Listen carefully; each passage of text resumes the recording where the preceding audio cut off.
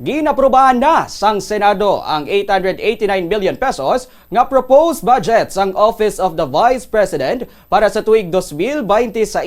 Base sa Senate proceedings, wala gid sang isa ka senador nga nagpangayo sang dugang nga klarifikasyon bahin sa pondo sang OVP o Office of the Vice President. Magod sini, dalayon nga ginpasara nga lokasyon nga kabahin sang National Budget Deliberations. Ang 889 million pesos ka pondo natala na para sa nagkalain-lain nga operasyon, serbisyo kag programa sang OVP sa masunod nga tuig. Sa madumduman, gidbuhinan ang proposed OVP budget para sa tuig 2026 bangod nakitaan ang opisina sang kakulangan sang transparency kung sa diin gikan sa original proposal nga masobra 2 billion pesos sang 2025, ginbuhinan sa karon sang halos 733 million pesos. President, there being no other reservation for interpellation, I move to close the period of interpellation on the budget of the Office of the Vice President and that the same be deemed submitted for the body's consideration.